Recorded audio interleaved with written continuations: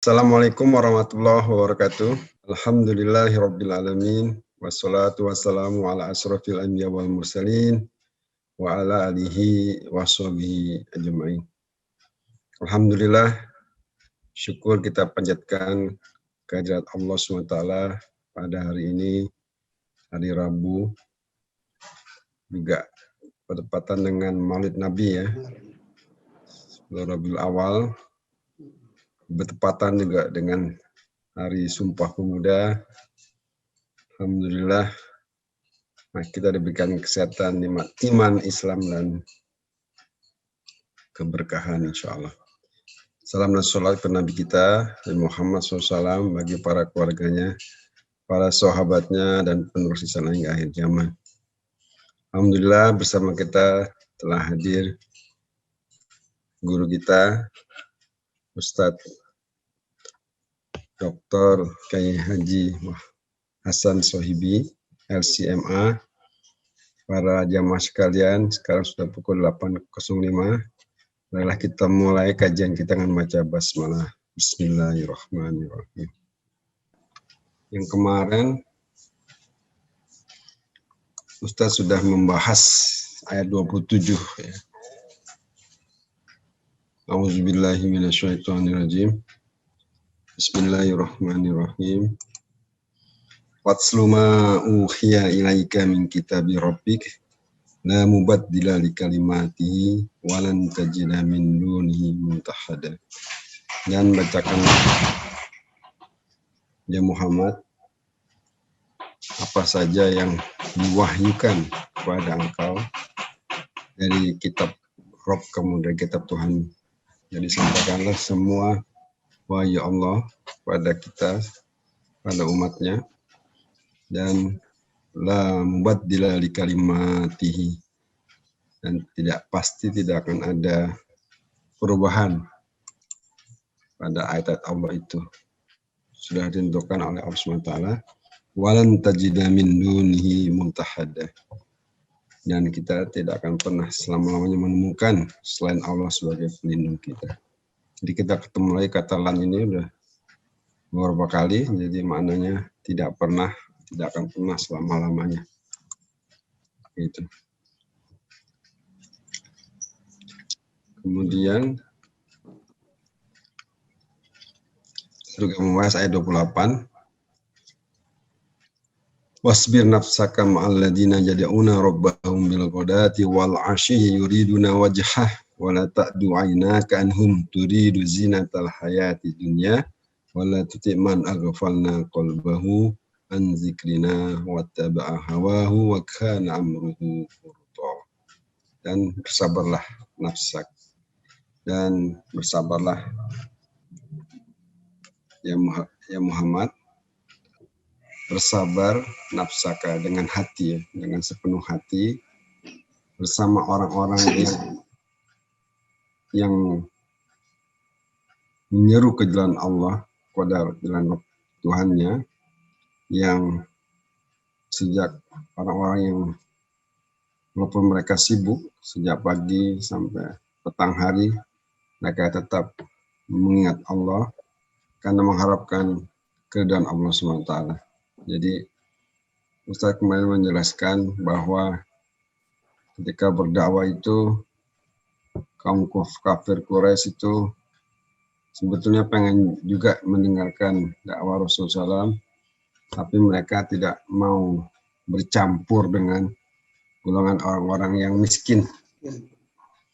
Jadi maunya dibuat kelas khusus para pejabat dan dipisahkan kelasnya dengan kelas orang miskin.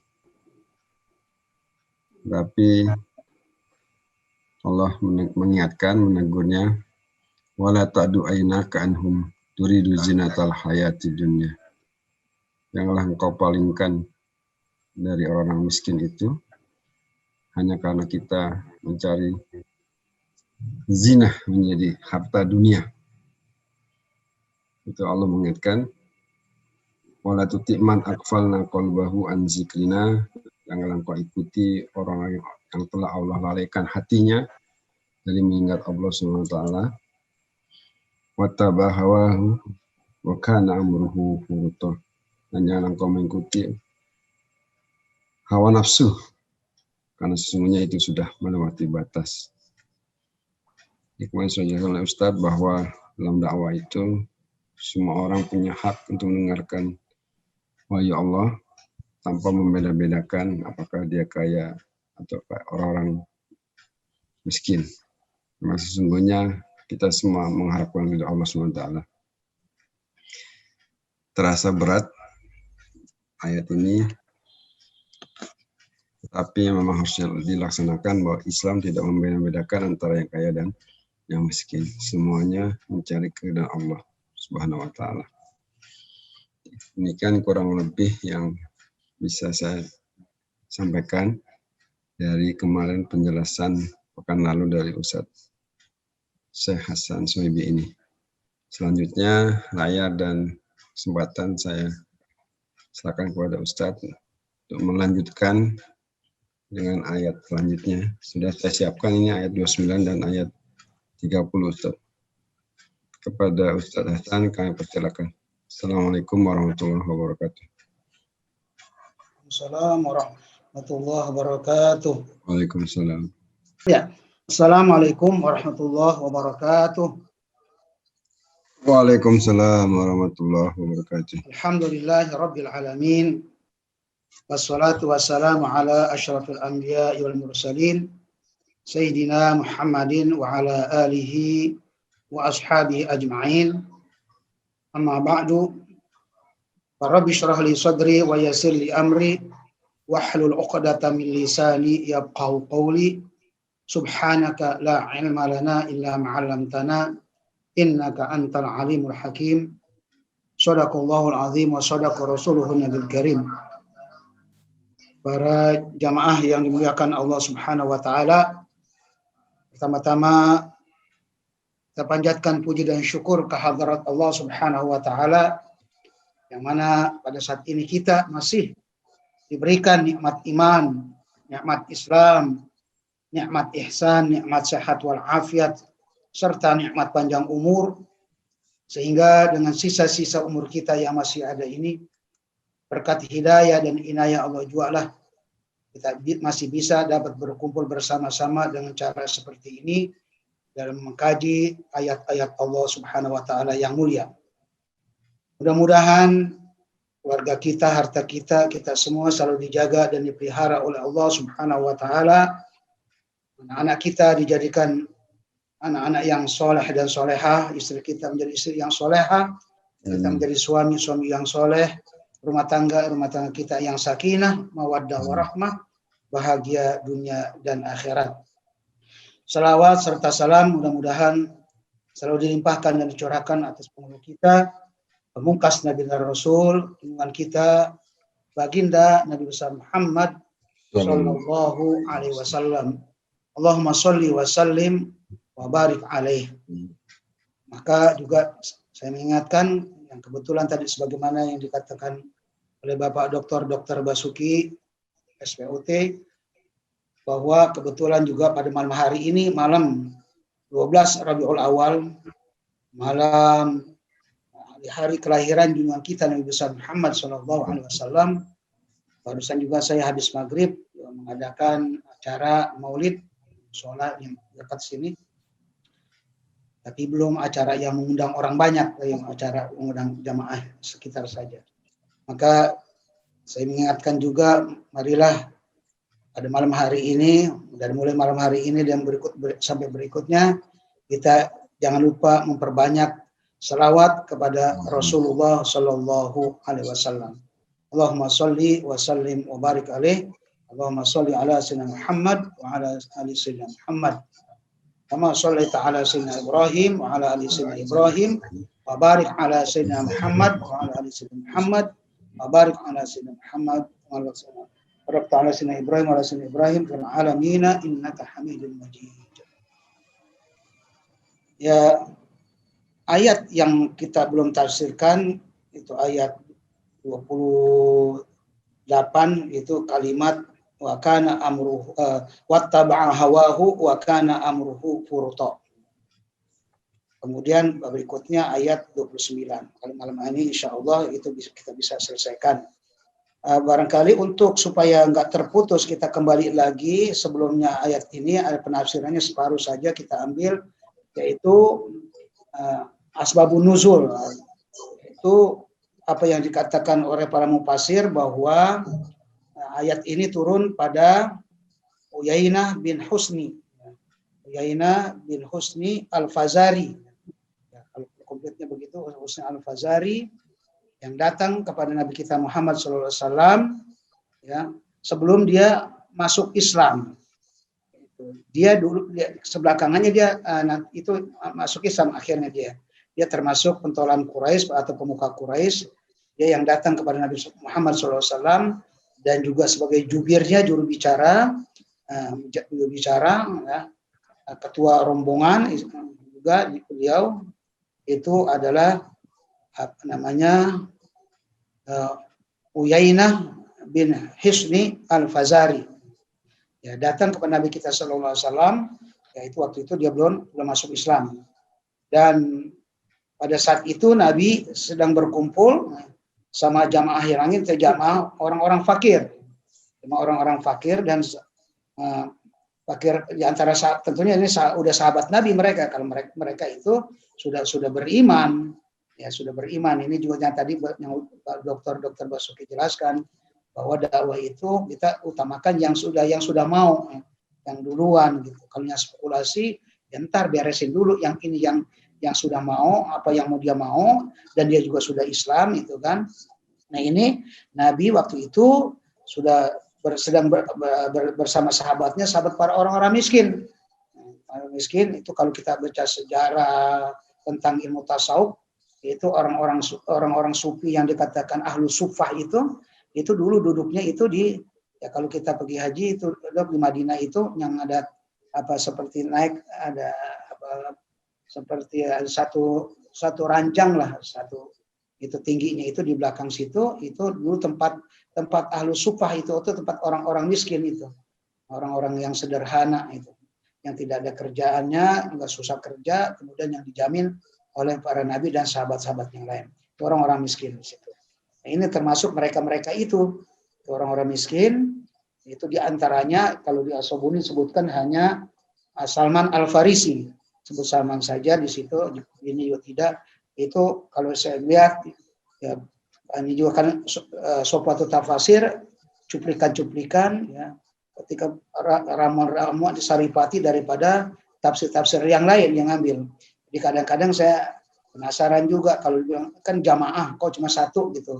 Ya karena memang dia mau meringkas simpel begitu. Jadi ternyata saya lihat di tafsir yang lain ya di antaranya saya pengen lihat ada beberapa orang ya. Ada yang mengatakan 7 orang di situ. Ya di antaranya disebut di situ Salman Al-Farisi, kemudian Khabbab bin Arad, kemudian juga apa namanya Ammar bin Yasir, kemudian bahkan masuk Ibnu Mas'ud. Ismail Mas'ud ternyata termasuk golongan orang fakir, sahabat Nabi yang dekat, paling dekat juga sama Nabi dia. Yang kita kalau dulu pernah nonton film di Mersik itu yang dia membacakan Al-Quran di depan di jalanan itu nggak peduli sama kafir Quraisy sampai dipukulin. Yang dia hufaz juga itu. Jadi Ibnu Mas'ud, Abdullah bin Mas'ud termasuk dia di situ, ada di situ. Itu ahlul Quran dia itu. Hufaz Quran, dan dia juga termasuk yang dianiaya oleh kufar Quraisy di jalan ketika dia membacakan Quran di jalanan, nggak peduli dia. Itu luar biasa. Ini juga contoh ya sahabat Nabi memandangkan Quran, memandangkan kebenaran di tengah-tengah kebatilan, nggak peduli gitu. Orang miskin, orang susah dia tidak peduli. Kalau qulil haqq walau kana murran. Ini juga patut kita contoh. Cuma susah kalau sekarang mencari para dai yang seperti itu. Ya termasuk saya sendiri barangkali belum kuat kayak Ibnu Mas'ud begitu, belum bisa 100% barangkali. Nah itu Nabi sedang berkumpul sedang berkumpul sama mereka. Kemudian Salman Al-Farisi itu di tangannya itu kemarin saya katakan dia pakai baju jubah yang besar, yang luas itu. Baju luar, pakaian kalau kita bilang abaya ya, di sini abaya Arab, bahasa abaya, tapi dibilang kita di sini jubah itu, pakaian luarnya itu. Nah, di situ dikatakan, saya tidak sesuai juga dengan tadi Dr. Basuki mengatakan bahwa kita tidak membaca tafsirannya Arabnya. Saya langsung sekarang untuk selanjutnya juga metodologinya kita rubah, langsung saja saya ceramah saja gitu, menyampaikan apa namanya atau terjemahnya saja, bahasa Indonesia saja. Jadi kita tidak baca tafsirnya, tafsir bahasa Arabnya itu karena untuk menyingkat waktu, maka kita tidak baca tafsir bahasa Arab. Kecuali nanti kalau ada hadisnya seperti ini, mungkin asbabun nuzul, ya kalau saya mau baca mungkin ya boleh bisa saja. Ya. Tapi sini saya tidak baca karena kemarin saya sudah baca gitu. Hadis-hadis Nabi mungkin. Tapi tafsirannya yang ditafsirkan oleh Syekh Muhammad Ali Sobuni, dan juga tafsir atau juga perkataan-perkataan orang lain dari tafsir lain yang dipindahkan, saya tidak bacakan supaya untuk mempersingkat waktu, tapi saya langsung bahasa Indonesianya saja. Yaitu apa namanya, Salman Al-Farisi di situ juga termasuk dia orang Farisi, kan orang Faris itu ya, jadi nisbah kepada Farsi. Jadi termasuk orang yang miskin, sampai-sampai di secara komplitnya itu di asbabun nuzul yang lain disebutkan bahwa di tangan beliau itu ada apa namanya, kalau orang kampung bilang tuh berarak ya, korma ya, itu jaridahnya itu. Jadi kalau pohon kan daun, kalau korma seperti pohon kelapa itu kan namanya, itu di lain itu kalau saya bilang, kalau bahasa Arabnya itu jaridah. Ya, kalau daun pun biasa-biasa disebut namanya warok, juga disebut seperti itu. Ya, tapi ini korma gitu kan, batang korma, pelepah apa namanya, jaridah korma gitu. Yang sedang dipegang, sedang kerja dia, sedang dianyam, sedang dirajut. Ya, sehingga itu di situ disebutkan di asbabun nuzulnya wa ali syamlatun qad ariqa fiha, yaitu ada baju abayanya itu, kejubahnya itu sudah kena keringat. Ini makanya saya penasaran ini seorang miskinnya siapa, kemudian kenapa keringatan itu, maka saya cari di tafsiran lain itu. Jadi dia datang kepada Nabi memang sambil kerja itu, saking miskinnya itu. Apakah itu untuk digunakan sendiri apa untuk dijual? Itu tidak penting karena juga memang tidak diceritakan di dalam beberapa tafsir. Yang jelas dia sambil merajut itu. Sehingga keringatan, ngucurlah keringatnya itu sampai kena ke jubahnya. Akhirnya jubahnya itu sudah bau. Oleh karena itu kata kafir Quraisy itu kan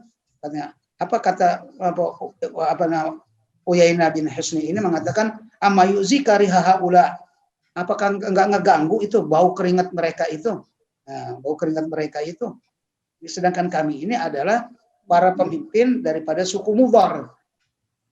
Suku Mudhar juga kan dari Minal Butun Quraisy itu, ya, Nabi juga kan ada dari kakek-kakeknya ada yang suku Mudhar itu, orang-orang suku-suku yang terhormat semua gitu. Di antaranya suku Mudhar ini, kami ini sahadat Mudhar wa asyrafuha, dan orang-orang yang mulia, tokoh-tokoh, pemuka-pemuka gitu kan. Kalau kami masuk Islam, pasti orang-orang juga banyak yang masuk Islam gitu. Jadi tidak ada yang mencegah saya untuk mengikuti kamu kecuali mereka itu, orang-orang miskin itu. Inilah yang mencegah kami, menghambat kami untuk mengikuti kamu. Karena ada orang-orang miskin itu. Oleh karena itu jauhkan mereka itu, jauhkan. Baru saya nanti ikut kamu Muhammad.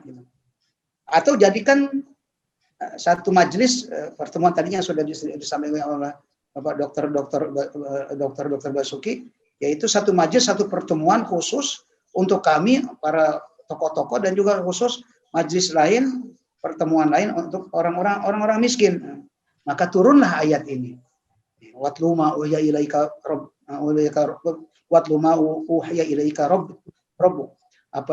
Bacakan apa yang diwahyukan oleh Tuhan kamu.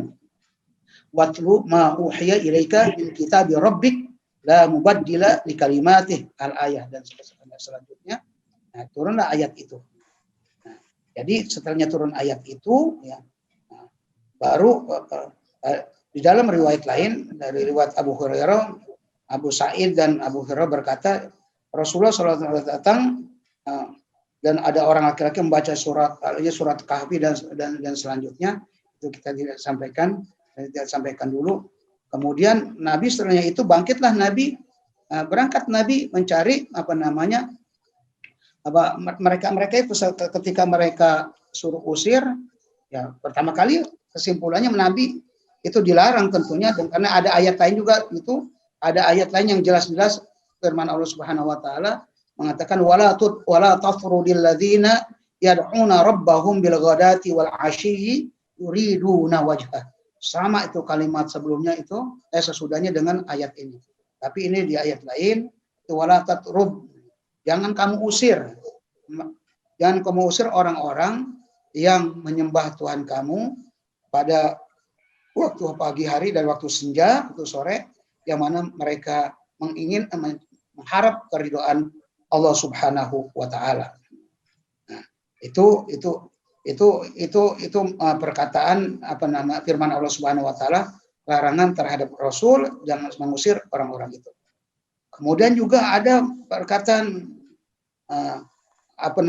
di antara orang tokoh Quraisy itu mengatakan juga, ya seperti mengatakan diambil dari perkataan atau tokoh Mala, ya Mala itu tokoh-tokoh juga pemuka-pemuka itu, yaitu yang mengatakan kepada Nabi Nuh, anu minu laka wattaba'akal al-zalun.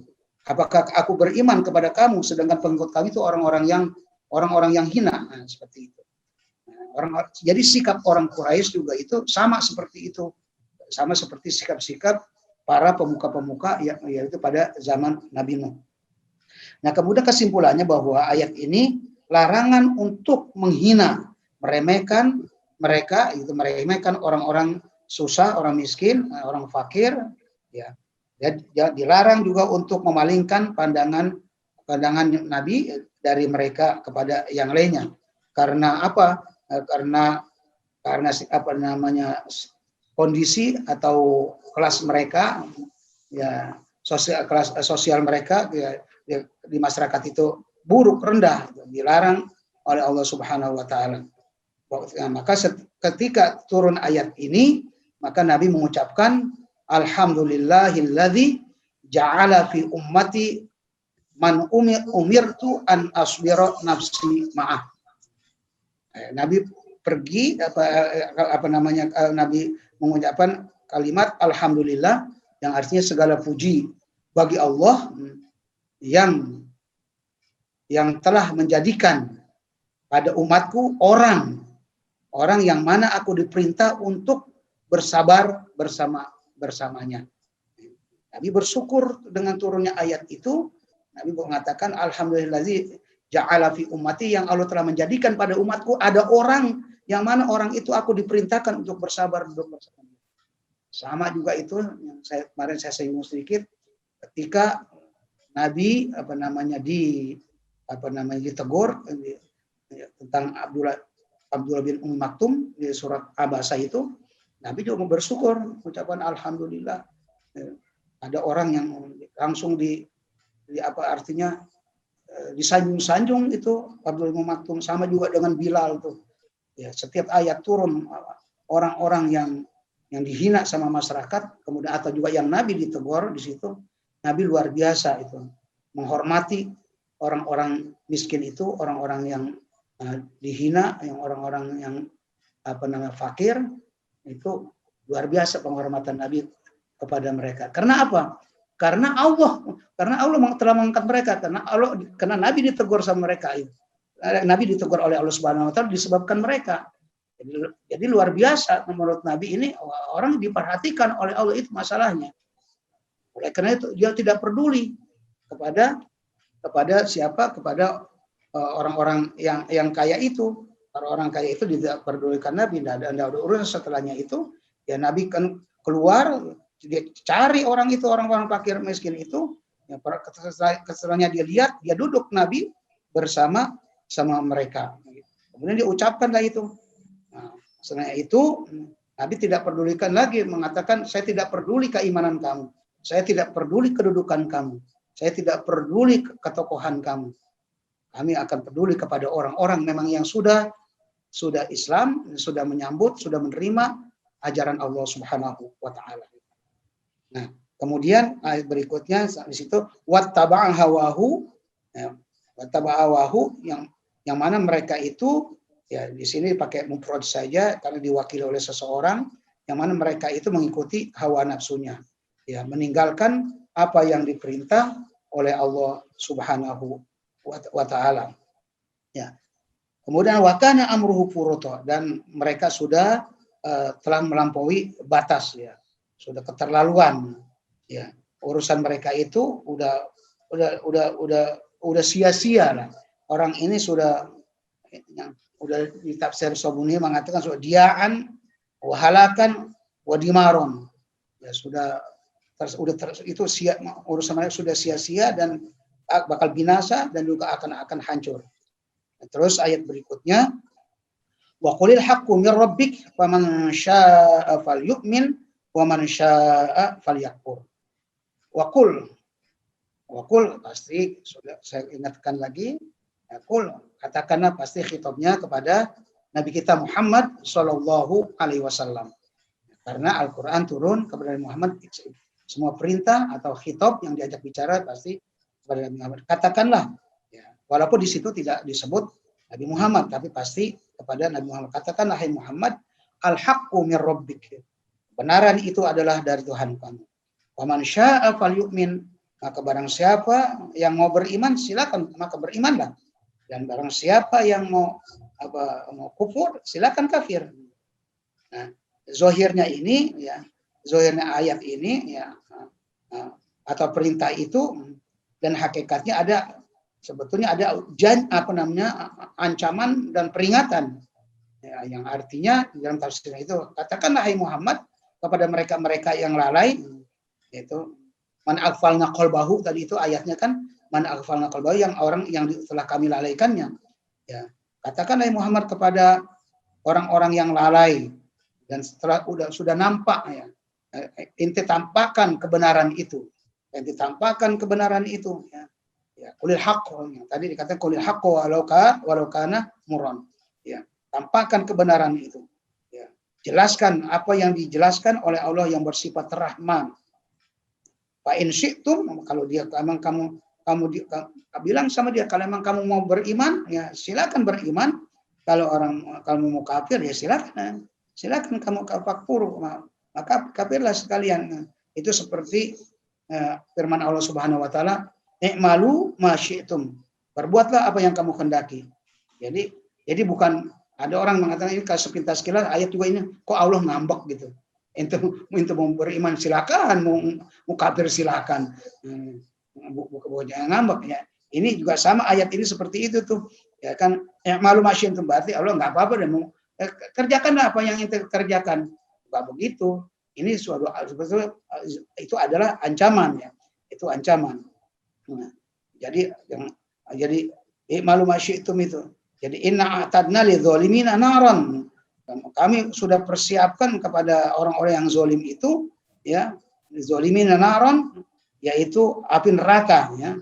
Sudah dipersiapkan oleh Allah Subhanahu wa taala, nanti tempat mereka itu jadi dimasukkan ke mereka ini yang bersikap seperti tadi itu, yang Allah sudah lalaikan hatinya itu, para pentolong-pentolong Quraisy, termasuk orang-orang yang zalim yang sudah dipersiapkan oleh Allah Subhanahu wa taala.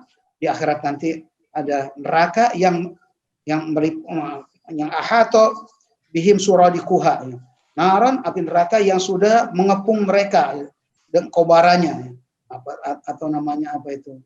Ya, kobaran api itu.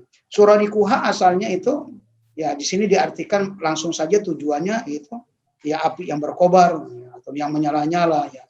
Asalnya suradek itu adalah ini apa namanya, kemah ya, seperti kemah atau apa itu, tenda-tenda yang dibuat dari lawan kemudian dibakar, mereka ada di dalamnya gitu. Ahato bihim, mereka sudah dikurung, sudah diliputi oleh api neraka gitu.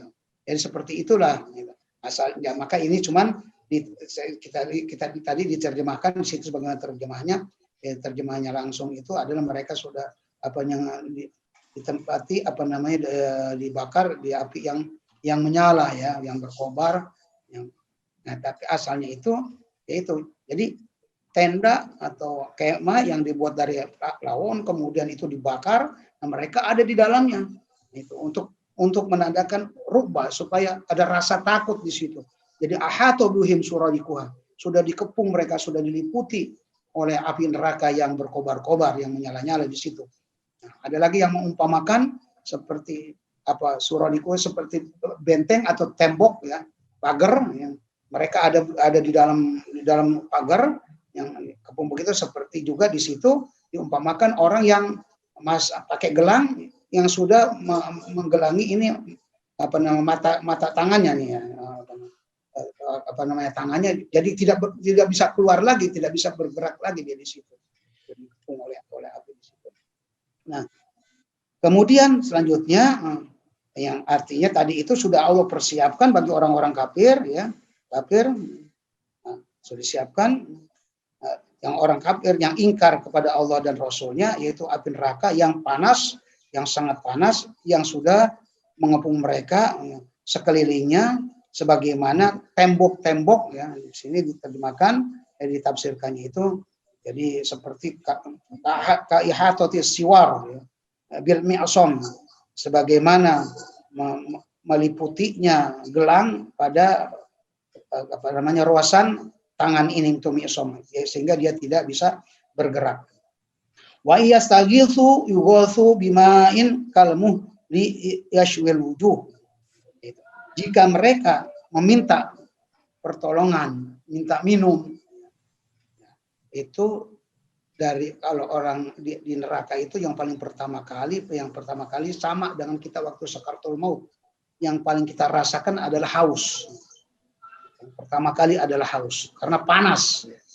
Begitu juga ketika sakaratul maut, karena sakaratul itu panas, sehingga kalau dikatakan diumpamakan orang sedangkan sakaratul maut itu ketika dia pengen dia teriak, dia minta air, minta minum, walaupun diminumkan dengan air yang laut yang ada di atas dunia ini, tidak bisa mengenyangkan orang yang sedang sakaratul maut. Karena dia tidak bisa saja sudah ngomong itu. Kalau udah sakaratul maut, karena tinggal hanya cuap-cuap segitu aja, wow, gitu saja paling, kan nggak bisa ngomong lagi, karena sudah yang dilihat juga udah alam barzakh namanya. Masyarakat itu sudah alam barzakh, bukan alam kita lagi. Yang dilihat walaupun matanya ke kita, tetapi betulnya tidak melihat kita lagi. Enggak, kita orang kadang-kadang ditalkin itu ketika sakaratul maut, baca Yasin dia nggak bisa ngikuti karena nggak dengar.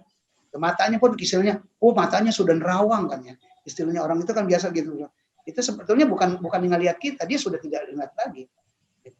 Nah, disitulah beras yang pertama kali orang di waktu sakaratul maut adalah haus yang sampai terasa, istilahnya tenggorokan mau putus. Dan seandainya air lautan yang ada di permukaan bumi ini berikan minum kepada orang yang sakaratul maut, pasti dia tidak akan merasa puas dan merasa kenyang. Nah, begitu juga ketika di neraka, mereka itu yang pertama kali adalah mereka itu kehausan, sudah digambarkan nih, mereka itu sudah dikata sudah begini, sudah distempel istilahnya. Yang tidak beriman, di situ yang disebut ya hanya satu, nggak tahu yang lainnya, ya kita cari-cari lagi berapa orang, ya kita tahu yang disebut saja, yaitu adalah Uyainah bin Husni Al-Fazari. Ya, selanjutnya dia beriman. Nah, itu sudah dicap di neraka seperti itu mereka. Ada. Kemudian ketika dia meminta minum, ya minta minuman yuwasu bima'in kalmuhun. Kemudian mereka diberi minuman air yang mendidih seperti besi, ya seperti besi yang mendidih, atau di tafsirannya seperti tembaga yang dilumerkan itu airnya. Dikasih air minum itu, ya kalmu yashwil wujuh, yang membakar mukanya terbakar, belum minum saja baru dekat itu kulit mukanya udah pada rontok ya. Jadi apabila dia minta minum karena sangat hausnya, mereka meminta air, maka ditolongin, dikasih, tapi dengan air yang sangat panas seperti tembaga yang dilarutkan, yang dibakar. Yang dibakar, yang membakar mukanya. Apabila air itu didekatkan ke muka mereka saking panasnya itu, kulitnya itu pada rontok. Kulitnya pada rontok. Nah, kemudian itu di dalam hadis dikatakan seperti seperti itu, seperti minyak yang dilumerkan itu kazait, akri zait, seperti apa namanya minyak yang di bawah itu, ya, endapani itu paling panasnya ya. Seperti aspal gitu ya. Aspal itu dikatakan apa nama asfali minan nar itu ya. Innal munafiqina fid darkil asfali minan nar. Itu aspal mungkin diambil dari ayat Quran aspal itu. Aspal itu paling bawah, jadi keraknya neraka. Nah, itu paling bawah itu panas itu, paling panasnya. Nah, minyak yang di bawah itu seperti minyak yang paling panasnya. Apabila didekatkan kepadanya sakotot parwatu wajhihi fihi, maka rontoklah kulit mukanya itu, rontok kulit mukanya ya. Artinya rontok jilda itu wajhi, yaitu rontok kulit mukanya ya. Kemudian kami Allah Subhanahu wa taala menetapkan mereka ini ya abadan abidin di neraka nanti, khalidina fiha abada, itu khalidina fiha abada. A'adzanallahu min jahannam. Mudah-mudahan Allah melindungi kita dari neraka jahanam. Bisa syarab wasaat murtafaqa. Ya, alangkah buruknya minuman tersebut dan alangkah jeleknya tempat tinggal mereka. Tidak ada yang paling buruknya kecuali adalah makanan dan minuman, ya minuman neraka. Tidak ada yang paling jelek atau yang paling tidak enak, itu tempat tinggal, pasti tempat tinggal yang di neraka. Apapun siksa kita di dunia ini, seberat apapun, tidak ada sedikit pun sebanding dengan siksa neraka. Ya.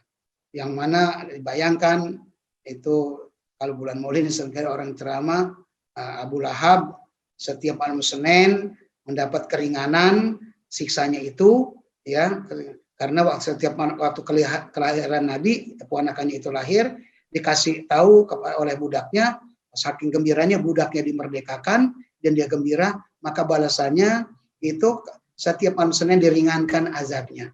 Nah, ringannya azab orang di neraka itu siapa? Yaitu semata kaki, api neraka itu baranya itu sampai hanya semata kaki saja.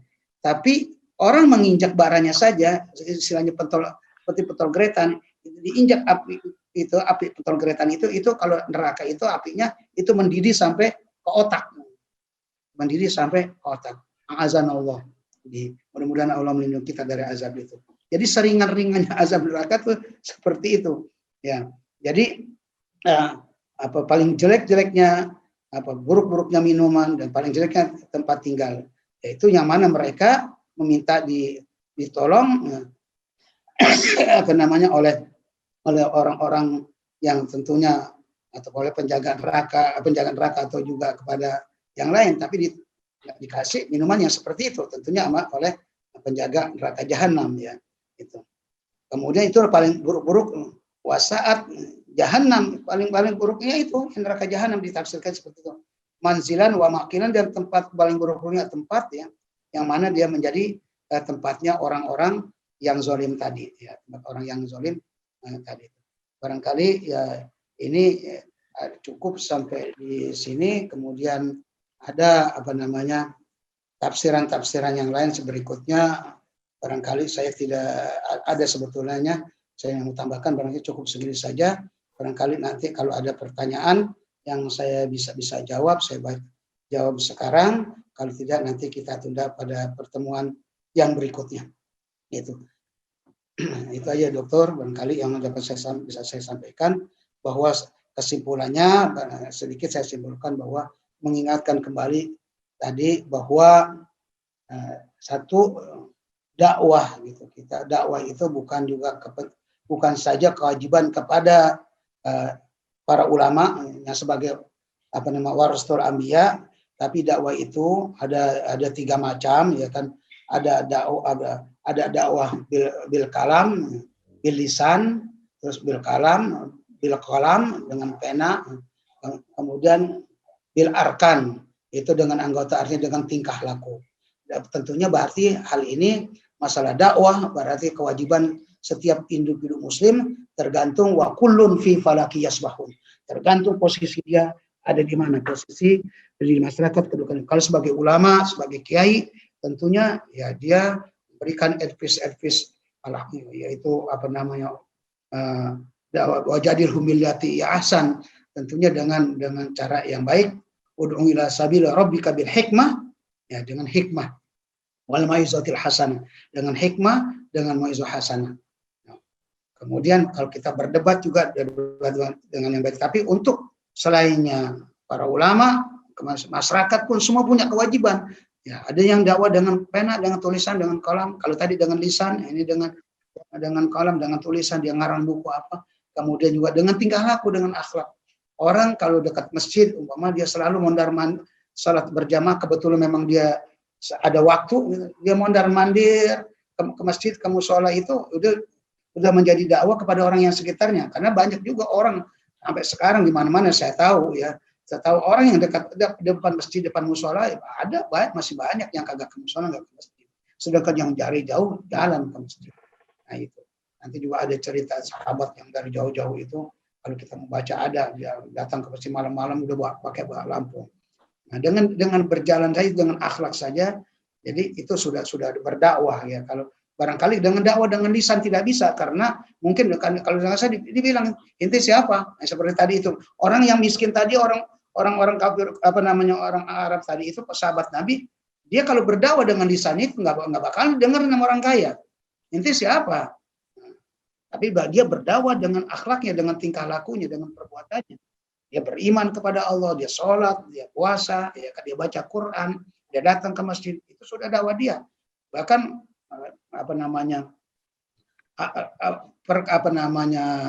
perbuatan itu kadang-kadang lebih ampuh daripada perkataan gitu.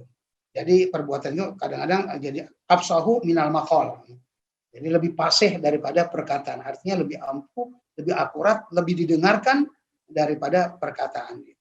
Tindakan, tingkah laku itu ya itu lebih ampuh, absahu minal maqal. Lebih ampuh, lebih hebat daripada perkataan. Itu siapa? Itu orang yang itu kedudukan di masyarakatnya, kedudukannya dianggap rendah, dianggap hina atau fakir miskin, tapi dia orang yang beriman kepada Allah Subhanahu wa taala untuk berdakwah kepada orang-orang yang apalagi orang kafir atau orang yang muslim sendiri tapi dia pemalas, ya dia berbuat maksiat. Maka kalau dia ngomong ya tentunya kagak didengerin, ya inti siapa? Tapi dengan perbuatan itu justru kadang-kadang yang lebih ampuh, lebih hebat daripada apa yang dikatakan oleh para ulama, para ustadz gitu. Ya, karena dia mikir, dia yang miskin, yang susah, kok dia rajin ke masjid, masa gue yang kaya gini ya. Bisa saja orang yang punya berpikir begitu. Kecuali emang yang tadi tuh rombongan kafir Quraisy yang selainnya Uyainah bin Husni Al-Fazari itu tadi ya kan, dia yang termasuk man rahimah rubuh. Kalau yang sudah itu mah sawaun alaihim a'anzartahum am lam tunzirhum la yu'minun. Itu seperti Abu Jahal, Abu Lahab, Abu Gosok dan abu-abu yang lainnya. Termasuk Abu Sofyan dulu juga begitu kan. Abu Jahal, Abu Lahab, Abu Sofyan sebelumnya. Abu Sofyan juga kan dulu tidak beriman.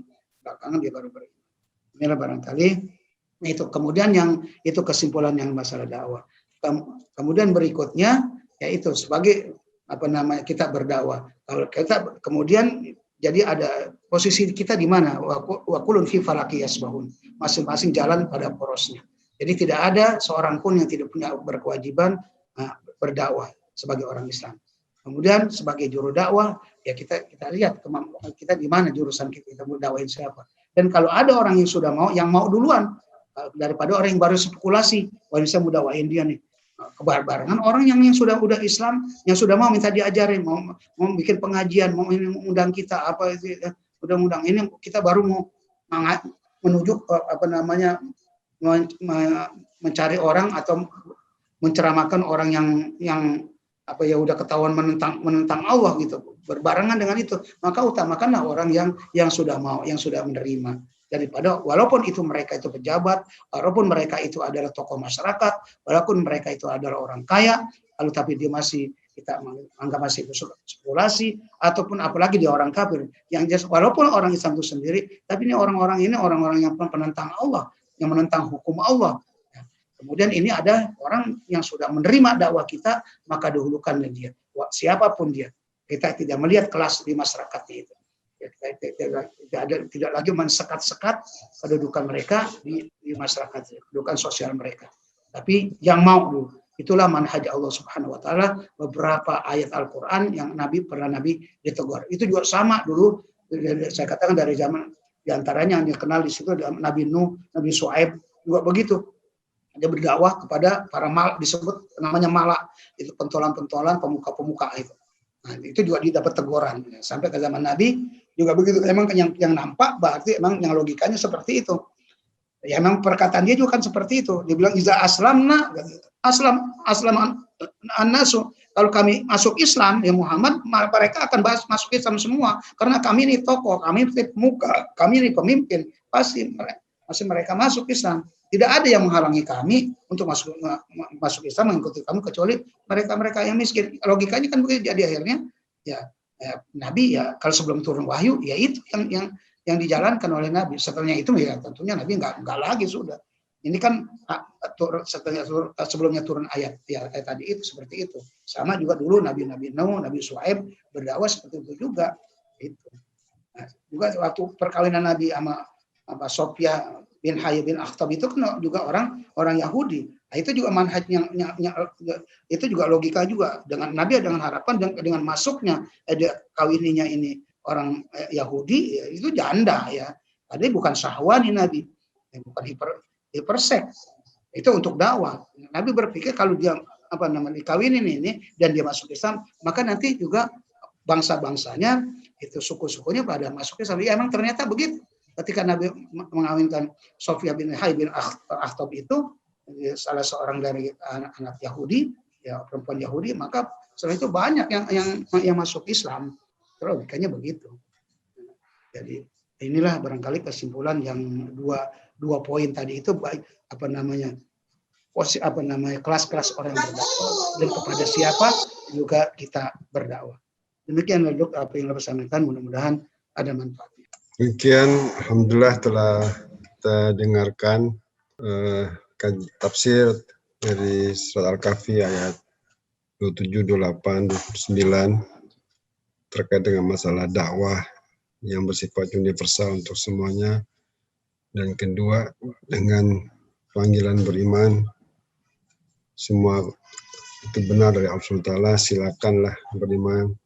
Kalau nggak mau beriman, risiko tanggung sendiri. Nah, kasarnya gitu lah. Nanti ditunggu azab di neraka. Ustadz, ini ada beberapa pertanyaan ini kelihatannya. Dari Pak Dr. Sigit dari Tegal, bagaimana dengan fenomena selebritis yang berceramah agama di televisi? Bagaimana pendapat Ustaz? Selebritis ceramah agama, kita diperintah suruh berdakwah tadi, setiap orang berhak untuk menyampaikan dakwah.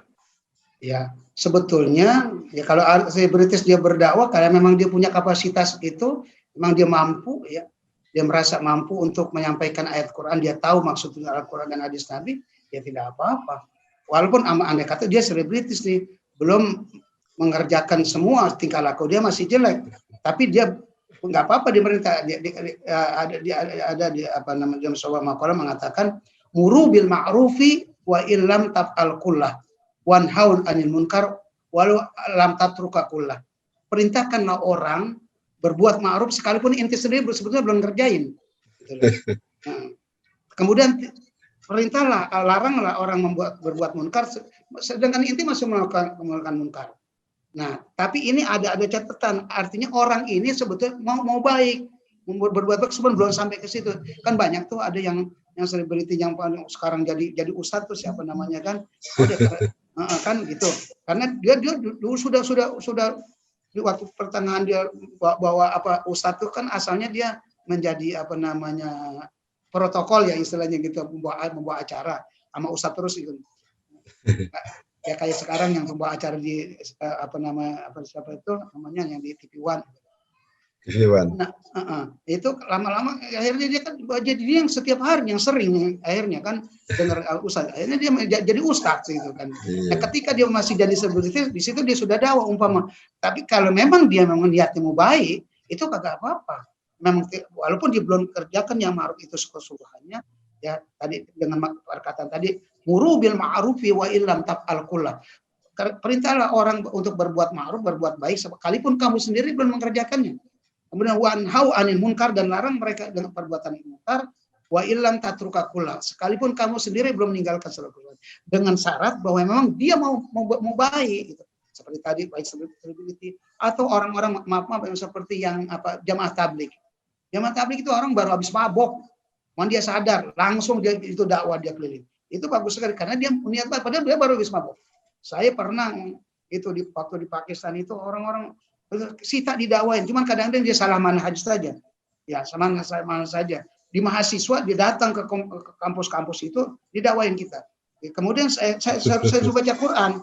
Saya baca Quran, dia bisa nggak baca Quran? Dia bisa baca. Coba baca tafsirnya, kagak bisa. Sampai kawan saya bilang, inti jangan dakwain aneh. Ini di sini, ini pelajar-pelajar semua. Inti dakwain anak Banazir Bhutto. Waktu saya dulu Presiden Banazir Bhutto, dakwain dia jangan saya kan gitu.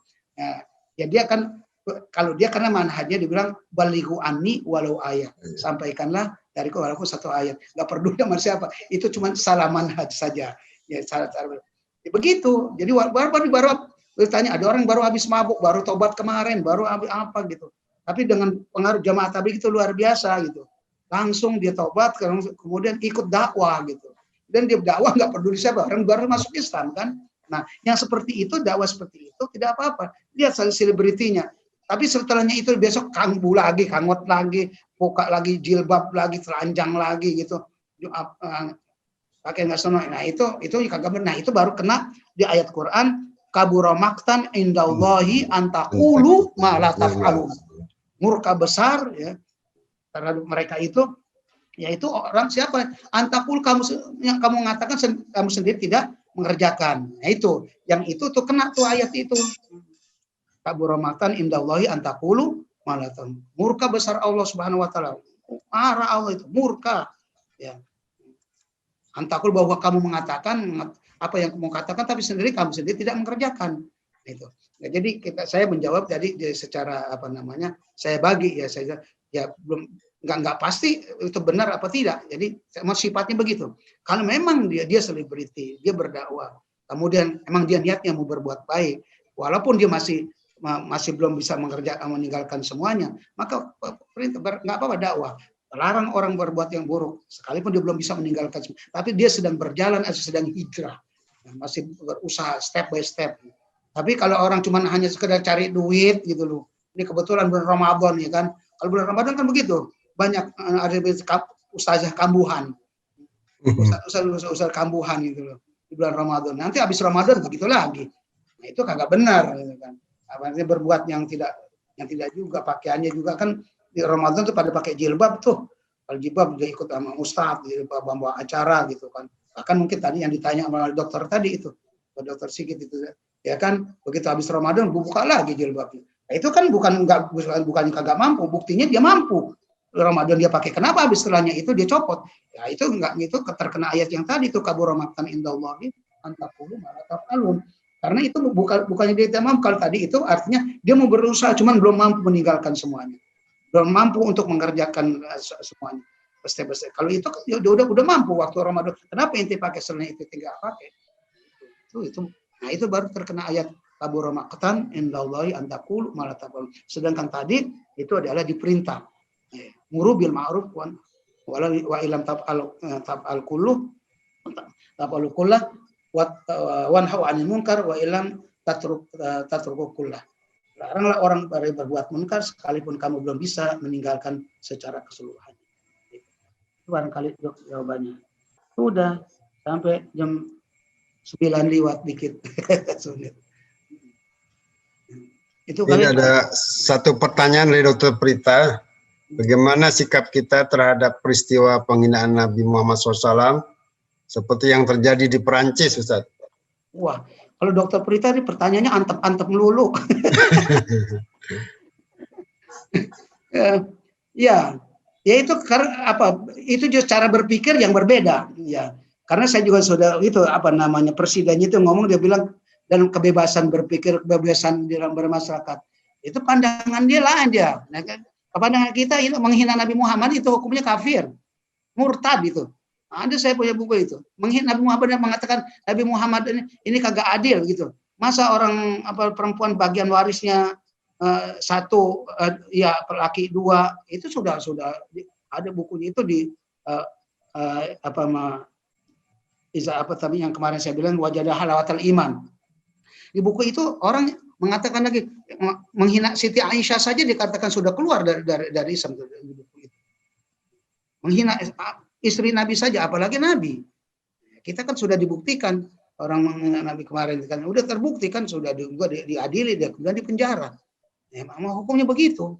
Di sana juga begitu sebetulnya karena itu negara dia juga bahkan presiden yang juga malah mendukung memutulkan ya nggak bisa kita hukum. Itu hukum itu murtad itu kalau menurut buku yang saya pegang itu menghina Nabi. Ya. Kalau orang Islam ya kalau orang Islam udah keluar dari Islam. Dia ngomong orang kafir ya udah jelas itu tidak mereka itu ya sudah ya udah kafir begitulah. Ya kita harus melawan. Itu harus diadili. Kalau emang negara itu adil, ya negara itu adil. Ini juga kan presidennya yang ngomong begitu. Siapa yang mengadilin dia? Itu harus diadili itu. Karena menghina itu udah sering kali kan di Perancis itu bikin karikatur Nabi Muhammad menghina. Sering kali kalau di negara-negara barat itu dulu kepala Nabi dipakein bom segala macam karena zaman teroris begitu. Itu sudah kalau orang Islam begitu ya sudah murtad ya. Nah, kalau orang kafir ya sama. Kalau memang negara itu adil, tuntutan orang Islam supaya dia dihukum itu harus dihukum. Cuman ada nggak undang-undangnya itu di sana? Tapi buktinya presidennya mengatakan, ya, saya dapatnya begitu. Oh, dia bicara itu apa untuk bebas berpendapat katanya. Bebas berpendapat yang mana? Masalah apa? Masa semuanya bebas gitu kan? Gitu. Dia bilang bebas berpendapat. Yang pandangan kita itu kagak benar. Itu tadi. Kalau dia kalau orang Islam itu hukumnya murtad. Kemudian kalau orang kafir ya kita kalau orang Islam kalau bisa ya tuntut supaya diadil, supaya tidak ada lagi yang menghina Nabi. Itu bikin resah umat itu, bikin resah orang. Bukan yang lagi hanya di Perancis, tapi kan seluruh dunia. Karena nabinya orang Islam, Nabi Muhammad dimanapun dihina orang Islam nggak suka karena dia tahu itu hukumnya itu adalah murtad kalau dan itu harus diadili dan tidak boleh Nabi itu dihina. Nabi apalagi Tuhannya, nabinya, kemudian Al-Quran itu tiga itu tidak boleh gitu. Baru ke bawahnya sahabat, tabiin, terus para ulama nggak boleh juga gitu. Coba kalau dibiarkan seperti sampai sekarang gitu, seperti mana ulama dibunuh ya seperti kemarin ada contoh juga kan.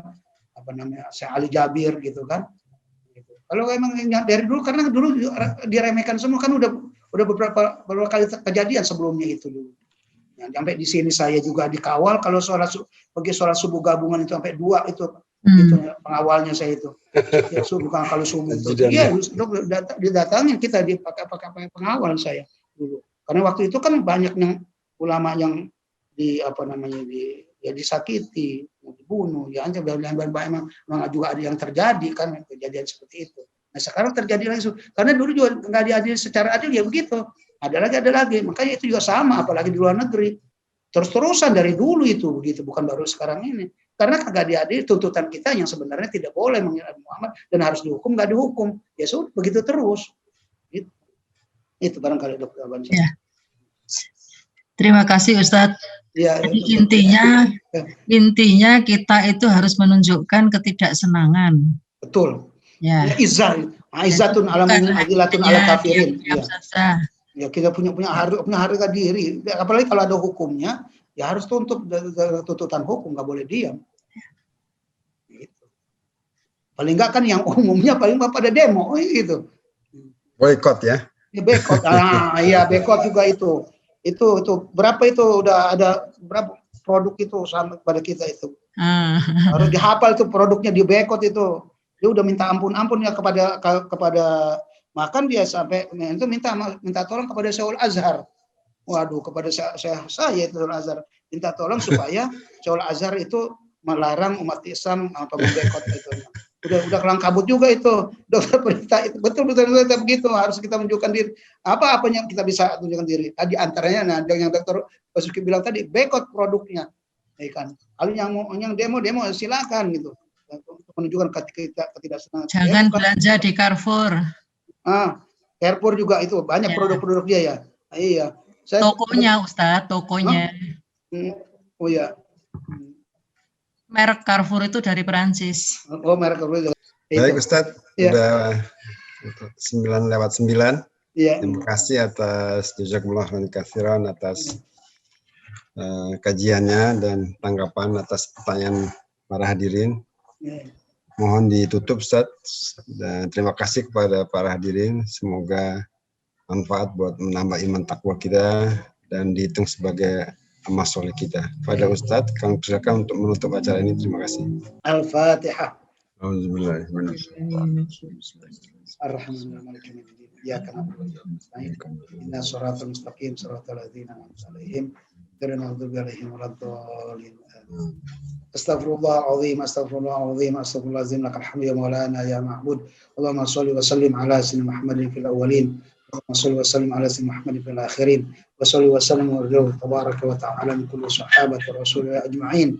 Alhamdulillah rabbil alamin, hamdan yuafi ni'amahu wa yukafi mazidah. Ya Rabbana lakal hamdu kama yanbaghi li jalali wajhikal karim azim sultani. Allahumma ighfir lana wa liwalidayna warhamhuma kama rabbayana shighara. Rabbana hab lana min azwajina wa dhurriyyatina qurrata a'yunin waj'alna lil muttaqina imama.